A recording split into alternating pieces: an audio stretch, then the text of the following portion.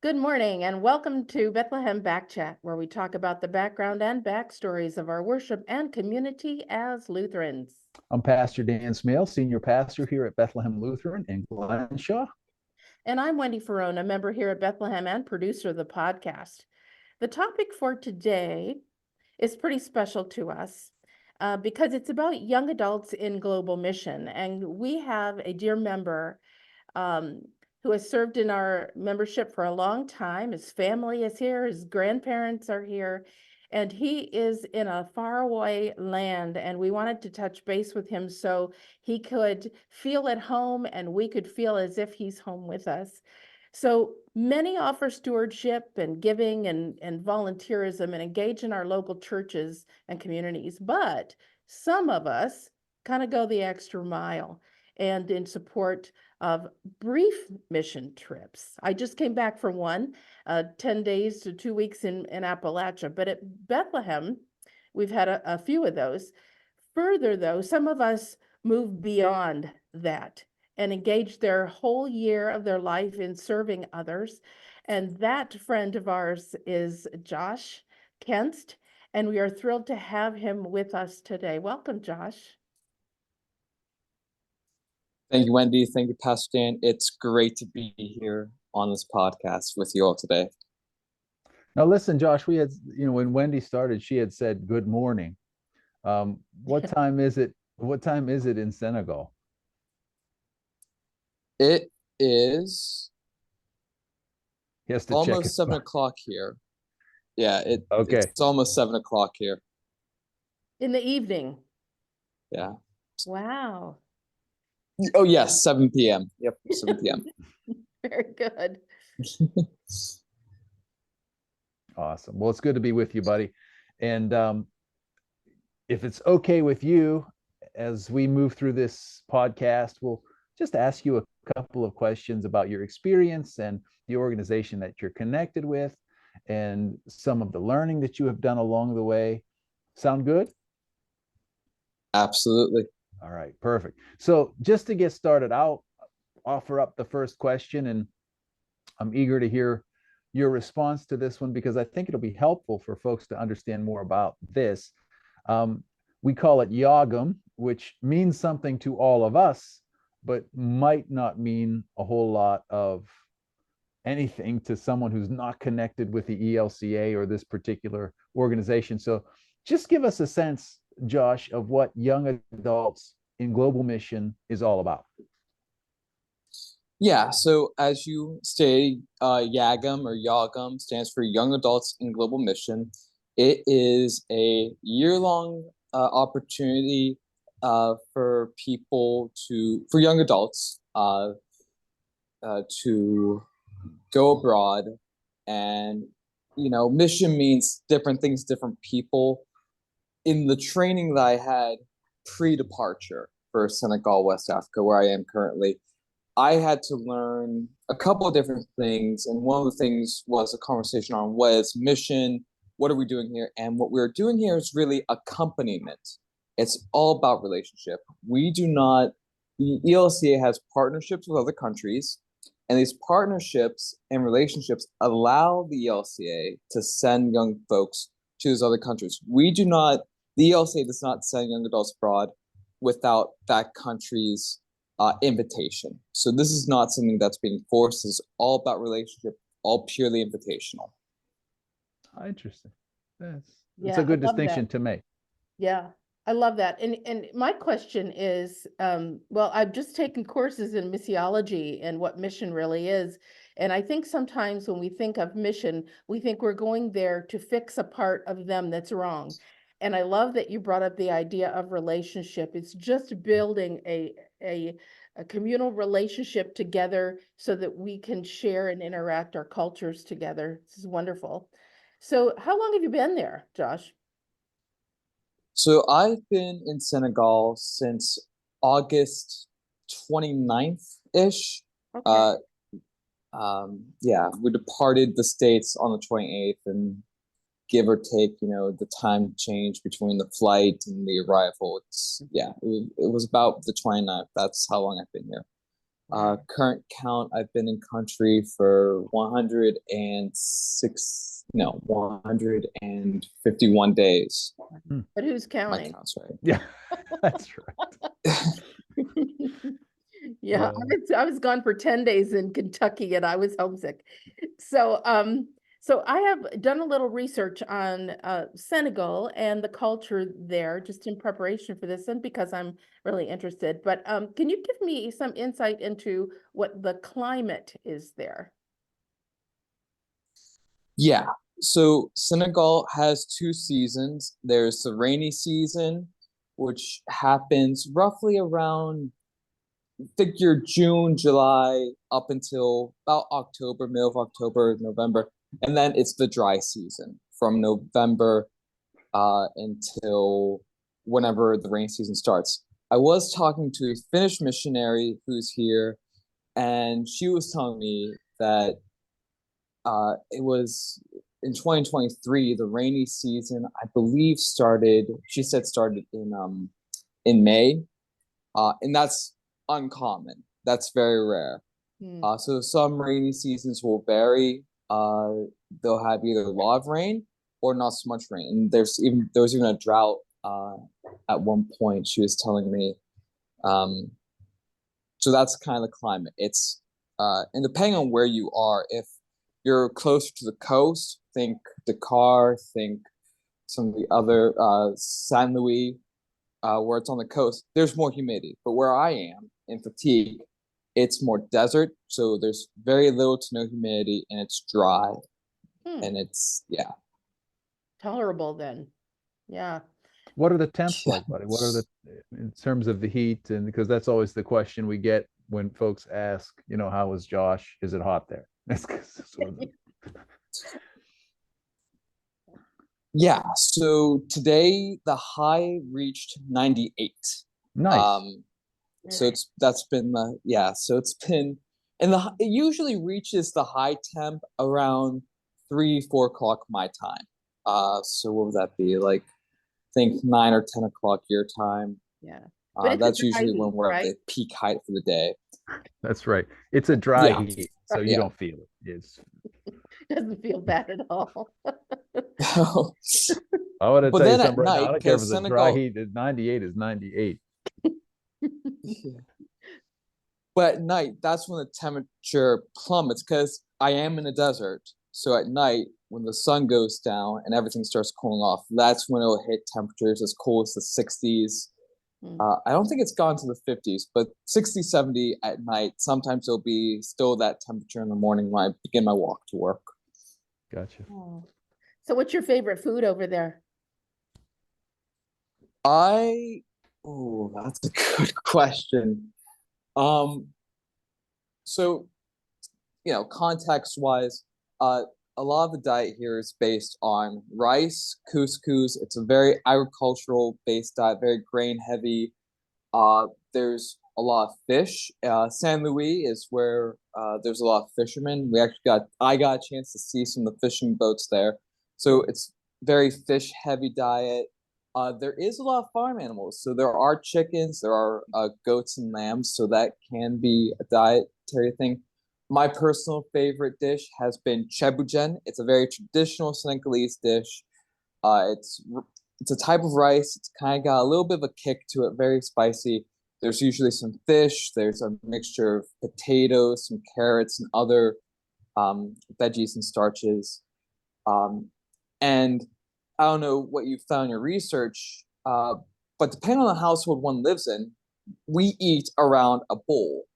In my household, we typically sit on the floor and eat from a bowl. I know the other volunteer who's here in Fatigue, her family has a table that they'll eat around.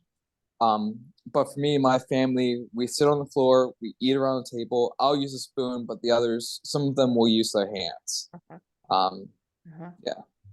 Wow, fascinating. Yeah. So what food are you going to eat first when you get back to the States?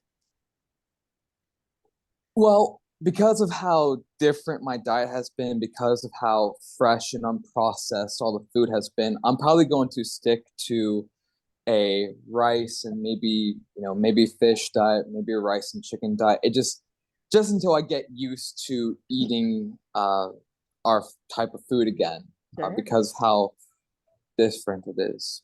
Very good. Very good. Pastor Dan, Mhm. I think you were going to talk a little bit about the group that went over there. Yeah, we, Asking those. as Wendy and I prepared, one of the things I was interested in, Josh, was to see how connected you were with other young people in young adults in global mission, if you were more isolated or on your own. Give us a sense of how connected you are with your congregation and whether there's a pastor there who helps to coordinate your work. So give us a sense of, if you're willing, buddy, your relationships while you've been there in Senegal, some of your connections. Okay, yeah, I can absolutely do that. And I'll start with the more local region here in Senegal, and I'll branch out to the other cohorts. So starting here, just in Fatigue, it's me and other, I'm going to use the term missionary and volunteer interchangeably, just because missionary does have that historical weight to it. So I'll use those two terms interchangeably throughout the podcast. But I'm here with another volunteer, another missionary, and we work in the same office. The office is located at the church. It's the Lutheran Church of Senegal in Fatigue. At the church, we have the president, think the bishop of the region of Senegal. So he's here. His office is here. The vice president's office is here as well. So those are the two pastors in the office that I'll attend to. One of them is technically my overall supervisor, but I really report to both. Then I have my two other supervisors who are not ordained. So the one is Anne-Marie. She does a lot of work with the youth ministry. And the other is Wally Chow. Wally Chow does some work with the preschools and the education and the organization of that. So that's kind of the local level here in Fatigue. Branching outward to the rest of Senegal. So there's two of us here in Fatigue. There's two in Linguère, a married couple. And then there's two in Yumbel, which is a little region outside Dakar. And then there's Pastor Mitch. Pastor Mitch, her office is located in Dakar as well.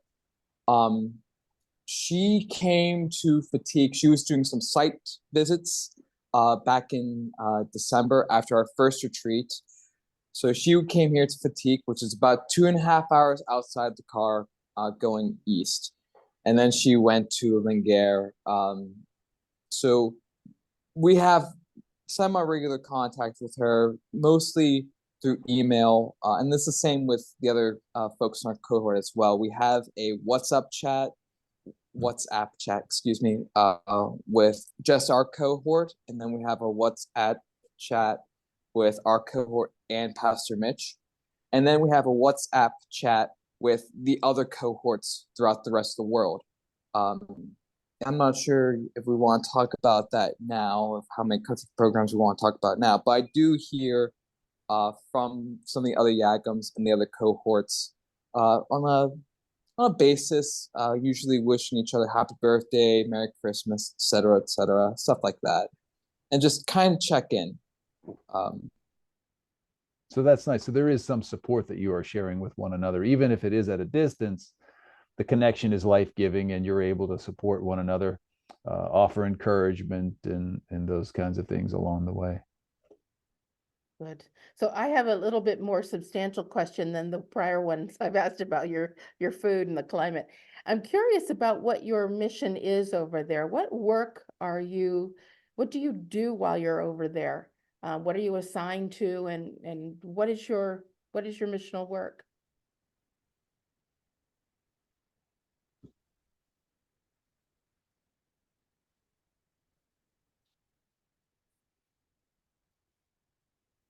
And we lost them. He'll come back on. Yeah, let's just give it a minute. See if we can reconnect.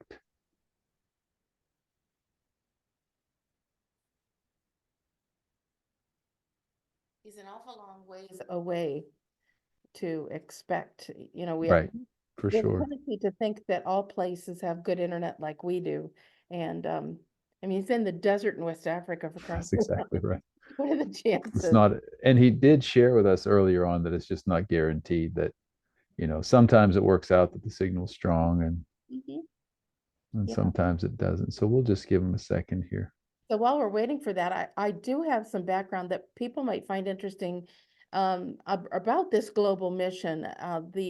The covers, I think they extended it. It was the young people, the people that they call young adults, are in the ages between 21 and 35. Oh, okay.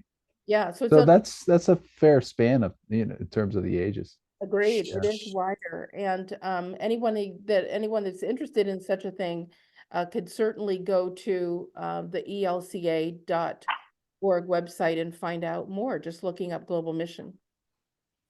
Perfect. All right, we got you back, buddy. Welcome back, Josh. Yeah. Sorry about that. No I was worries. afraid that would happen. So I was just asking about what your work is over there. What is your mission and the intentions and goals of your work there?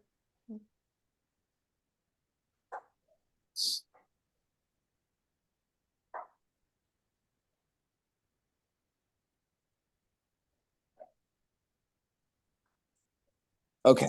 All right. There we go. It's stable now. Did you hear my question or no? I did not. Can you repeat that question? Sorry. Sure. I'm curious about if you would share with us about what the intention of your mission there is, what work you do, and how you build relationship over there. What does your day-to-day work look like in the church and with the mission? Yeah, that is a great question. So, my day to day, it's very short.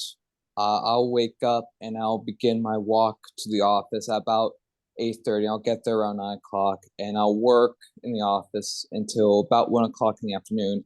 What I have been doing, the project I've been assigned to do, is to make these little picture notebooks. So I've been cutting out pictures from magazines and pasting them into these little notebooks.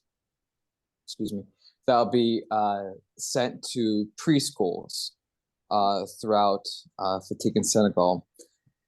Um, we actually ran out of magazines though, probably back in October. So I've been using coloring books. So I've been coloring pictures and cutting them out and posting them into these notebooks.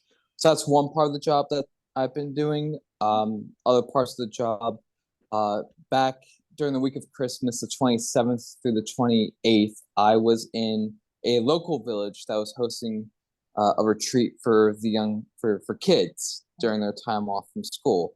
That started at about 10 o'clock on the 27th, and it was more music, more just kind of gathering the kids together, dancing, all that stuff. And then on the 28th, that next day, there was more education, classes, lectures, more music, more dancing. Were So you that's the only dancing? retreat. Were you dancing, Josh? I did. Okay, good. My supervisor, Anne-Marie, pulled me into the circle, and well, she pulled me into the circle, but then I also voluntarily got up because I can't just be a No, I volunteer think it's great. I Right. have to be involved in that. I want to be involved Right. in that. Of course. Yeah. So that sounds to me like one of the places that brings you joy, being around the other youth, younger kids, and I love the idea of coloring for students. What do the preschoolers do with the little books or the coloring page?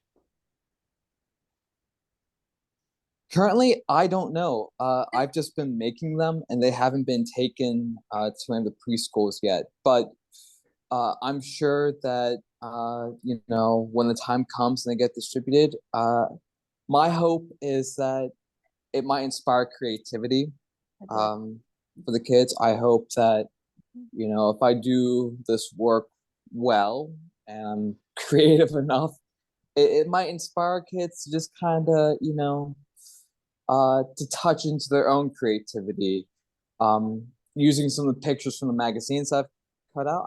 I hope it broadens, gives them a sense of what the outside world is like, gives them a sense of the beauty and the diversity of not only their culture but also the global world That's and what the multiple cultures. I was wondering if they were pictures of other cultures or Western civilization or anything out beyond where they presently are. I wondered if that was the case. That's great. Yeah. So Josh, I had another quick question, and you kind of gave us an overview of some of the things that you have been up to. Have there been any particularly poignant moments that you're going to bring back home with you that will be a source of inspiration? Any high points that have brought you lots and lots of joy and were very memorable? Ooh, that's a really good question. Those are good questions. Yeah. Oh man, memorable. Gosh. Well, okay, yeah. So I'll provide some context here. Right now is the African Cup. It's the large soccer championship here. That's every country in Africa is playing in and competing in. So I've been watching a couple of those soccer matches or football matches, and I'll tell you what, when you're sitting in a house with people watching your country's team play, you feel like you're at the stadium. The way I've seen my host family get up and cheer and dance and chant, not just when the game ends, no, every time Senegal scores. Yeah. Like they'll drum on empty 5-gallon buckets. They'll get up, they'll chant, they'll dance, and it's really that level of zeal, and maybe that's really where I'm going with this. That level of zeal that I've seen watching a soccer match or going to worship here, you get immersed, and you're there, and the passion is there, and that's what I'll bring back with me. That passion and that zeal. It's just unparalleled to anything I've ever seen. That's beautiful. So how is Senegal doing in the cup play, in the African Cup play? We are doing fantastic. We've won 3 matches so far. I was under the weather for the first match, but I could hear my family chanting and cheering during the first match. So it was good news. But I caught the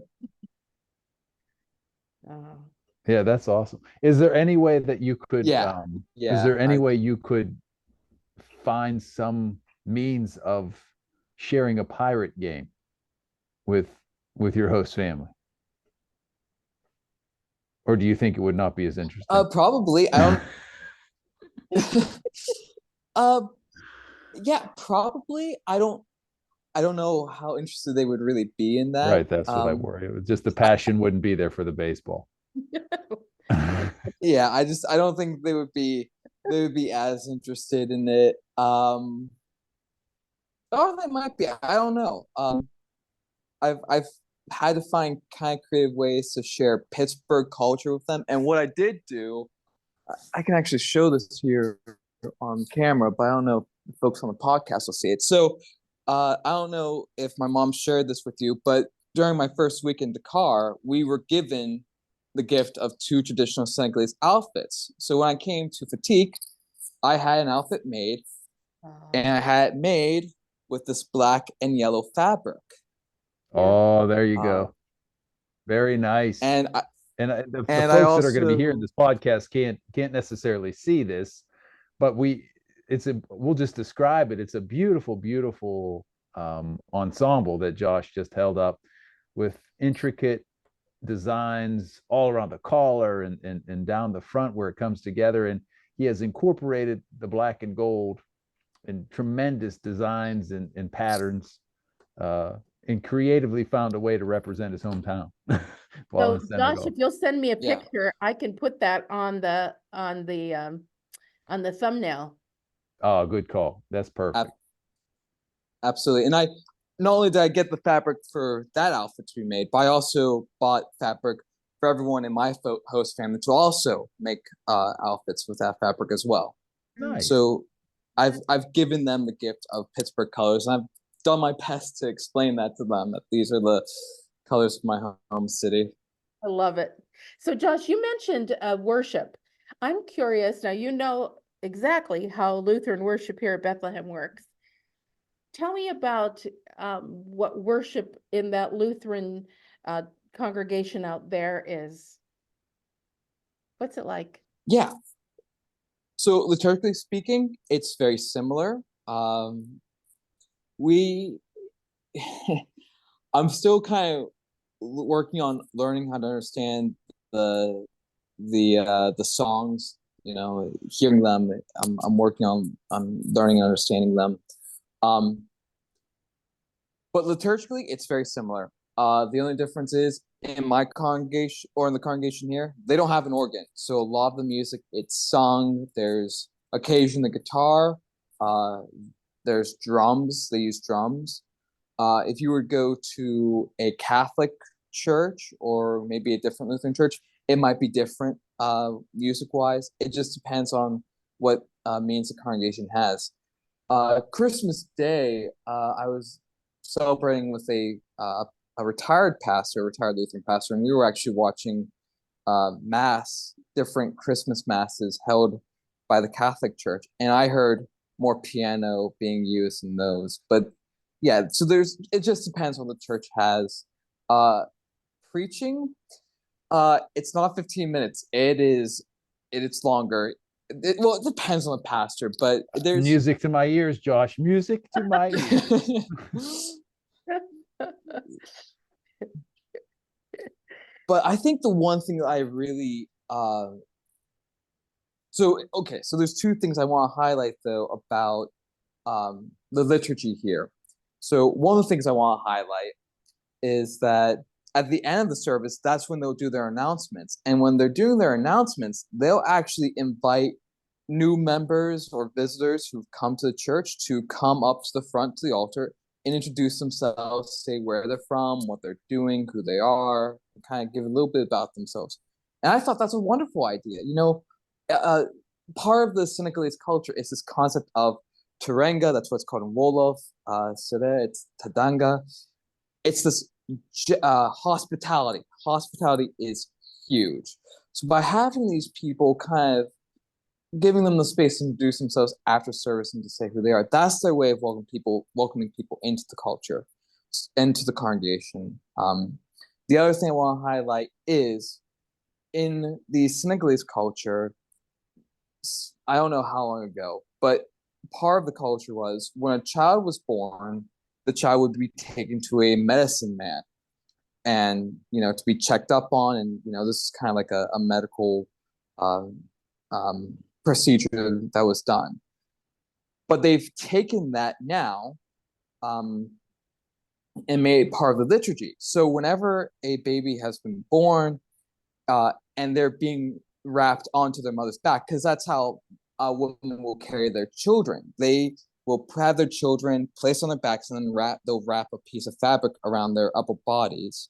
So there's a liturgy for the first time a child is wrapped onto his or her mother's backs, and this will be done in a congregation.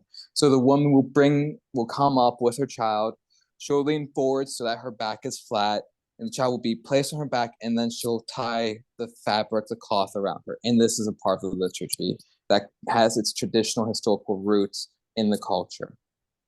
I love that. Yeah. Yeah, I love that. Mm.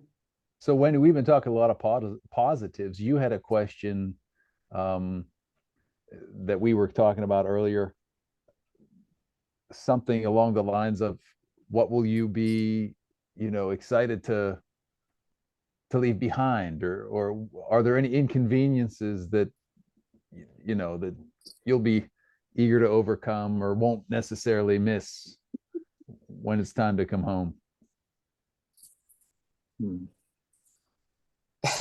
It's a funny thing. I think kind of the one inconvenience I'll miss is the heat and the lack of seasons. I'll switch my camera around here so you can see it, but right here, hanging from the ceiling, is a net.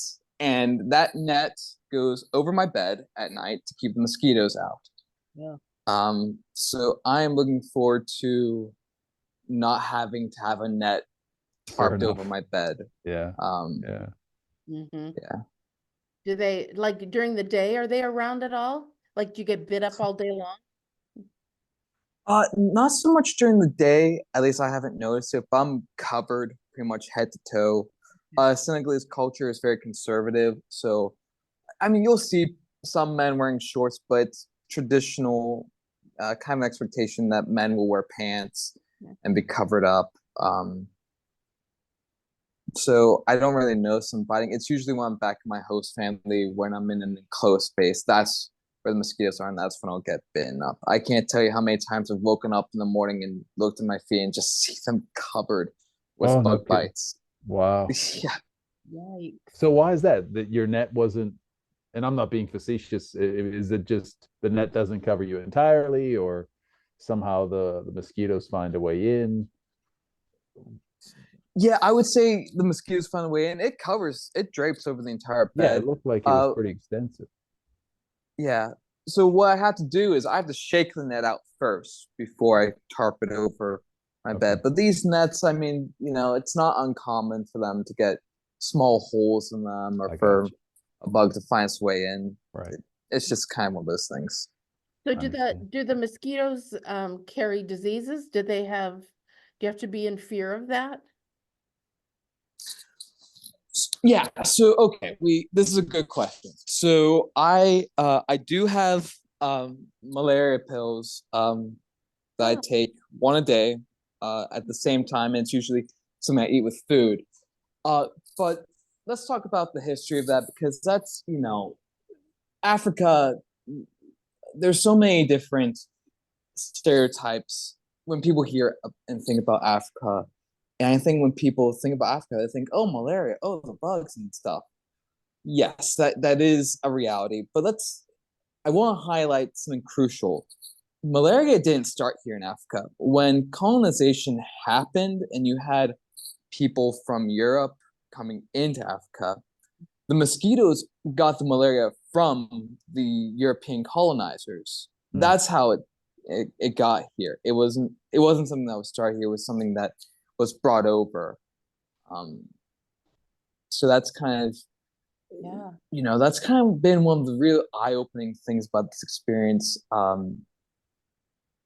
Just to give a quick shout out to that, the history, the reality of colonization and its adverse effects on a culture, the way it's set, not just African culture, but even Senegalese culture, the way the Senegalese have been affected.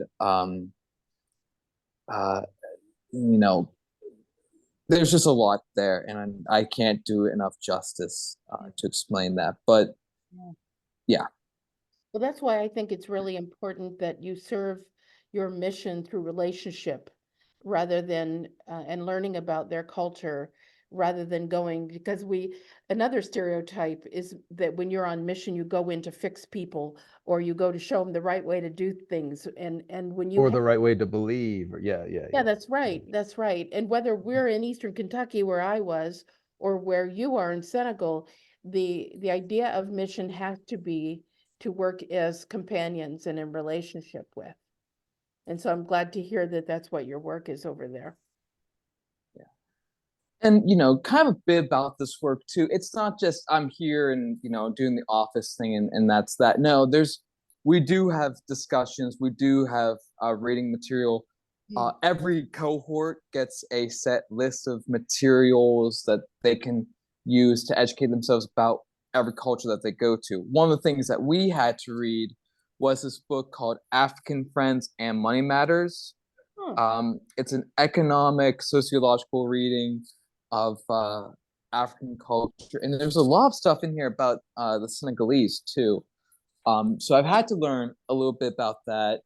Um, the book has there's some questionable things about the books, and from what I've heard from other people, but so I've had to learn about that. But then, part of it too, learning about colonization, learning about racism, we had to read a book called Waking Up White by Debbie Irving. And I wrote about that in one of my earlier newsletters. We've been Um, posting those, yeah. I can't remember the name. Yeah, I can't remember the name of the book that I'm reading now. That will go from the next retreat, but this is part of the work. Um, Yeah. yeah. That's I important work. just am so amazed by this, the energy and the dedication that it takes to dedicate a whole year of their life to learning about another culture and being immersed in it, in order to bring Christianity to light in you and to others. It just is, it's quite an honorable adventure. Yeah, we're grateful for your work. It's important work. I mean, we're just getting the very, very tip of the iceberg in our conversation today, but even what you're sharing now gives us a sense of how impactful your time, and I'm using that intentionally. It's just your time, your presence there, how impactful that can be before you ever prepare a packet or visit with a family or participate in worship or hop into that dance. I mean, the fact that you have embraced this endeavor with your whole heart and have contributed so much of yourself is a testament, Josh, to your commitment to the gospel, and we are sincerely grateful for your work and your witness.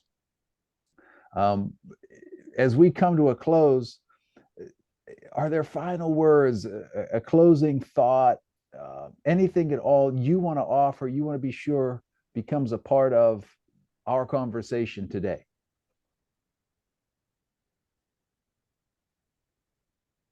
Yeah, I need to think about that here. First off, I appreciate the praise. Um, this isn't easy. Uh, this endeavor for anyone, regardless of what program a person goes into, and you're giving a person in this program is committed to that year. And that's I've had to sacrifice certain things to be here. So I think, and there have been times where I haven't really appreciated this program. I'll just be upfront about that as well. And it does come with its challenges. I think so. If anyone's going to really pursue this,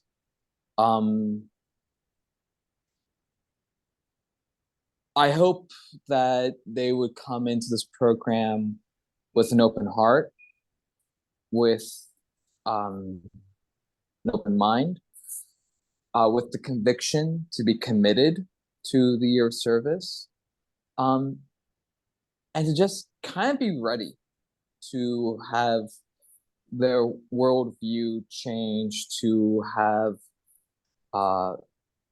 certain convictions that were held prior to being here challenged, and to really actually be uncomfortable. There have been, I can't, begin to describe how many times there have been moments of discomfort because of the ways I've seen things are so different than what I'm used to, culturally, personally. So it's not easy, but I would say that it's worth it. It's hard. There's just no, I'm not going to sugarcoat that. No, it's important to hear, but in light of that, it sounds like it's challenging. But based upon what you were sharing earlier, it's not just challenging, it's also rewarding at the same time. And you're sort of caught in the midst of that tension to some degree. Yeah, that's a great way to summarize that. But it takes a while to acclimate and get your bearings, I'm sure, when everything is so different. And to be away from home, it's not like you can just jump on a plane and be here tomorrow. It's going to take some effort. Oh, for sure. So to be so dedicated to and kind of embrace the challenge and embrace your commitment and recognize that you're doing God's work there. Yeah, I understand why it would be challenging, but also how how what a revelation to see another culture from the eyes of the family that you're being hosted by and by the congregation that you're accessing. Um, you're going to have some really good stories to tell when you come back, and I hope you'll share those with us. Josh, Absolutely. if someone was interested in connecting with this program, what's the best way to start that conversation? I would say just go online. Just go onto the ELCA website, go to Young Adults in Global Mission, fill out the application. I think this is the last week for people to apply. I think this Oh, is wow. like the Okay. deadline week. So if you really want to apply, do it now while you have a chance. The minimum age, I believe, is 20, and now the cutoff age is actually 35. We increased that now. But yeah, I would say if you're going to do it, don't wait. Don't overthink it. If it's on your heart, then follow that. Trust yourself and just go for it. Yeah. And whatever else happens, happens. Yeah, right on. Well said. Love it. Well, we can't wait for you to come back home and to share your stories. We're excited for that. Yeah, it's been good to catch up with you. I know you know this already, but we certainly do miss you. You're a part of the fabric of this congregation, and there are so many times throughout the course of the year, whether it's hanging Christmas decorations or a certain anthem in the choir loft, whatever the case may be, where somebody says, "Where's Josh?" You know, we need Josh. We need Josh. So you're loved, partner. You're missed. You have our full support, but keep on keeping on. Live into this promise. Share all your gifts. Enjoy every moment as much as you possibly can. And when the time is right, know that you'll have a warm and hearty homecoming waiting for you. That's for sure. God bless you. God bless you, buddy. I do have a question for you both. Go ahead. Going on to that last question, who's going to hang the cloth across the cross during the Lent and Easter season? We might just have to go without it. It takes a person of great bravery That's right. to get that up there, and I'm not sure of any over enthusiastic volunteers at the moment. So the cross may just be the cross for this Holy Week in Easter. We'll see. We'll see. And for those listening, Josh is referring to a process. We have a very, very large cross in our chancel, the front of the sanctuary, beautiful wooden oak cross, upon which is draped during the height of the Lenten season, a black shroud, a black cloth draped over the arms of the cross. And then at the end of Good Friday services, that comes down in preparation for the Easter Vigil and Easter services. A big white shroud cloth is draped over that massive cross. And Josh has been kind enough in years past to climb up a ladder quite a ways, as a matter of fact, and do that work for us. So that's what he's referencing. And as I shared, I'm not quite sure who's going to do that, Josh, if it gets done at all. So time will tell, buddy. But I'll if we get somebody up there, I'll get a picture and shoot you a text. For sure. Sounds good. All right. Wonderful. God bless you, partner. And thanks so much, everybody, for taking the time to listen to us once again. We're grateful for your support. God bless. Take care. And hopefully we'll see you all soon. Hey, take care. Take care.